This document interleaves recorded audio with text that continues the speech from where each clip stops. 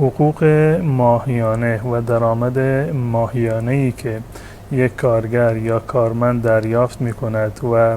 در طول ماه یا در طول سال آن را مصرف می کند زکاتی به آن تعلق نمی گیرد،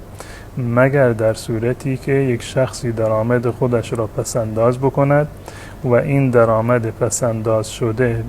به معادل قیمت 85 گرم طلای 24 عیار برسد و یک سال کامل بر آن بگذرد. در این صورت زکاتش را باید پرداخت بکنید.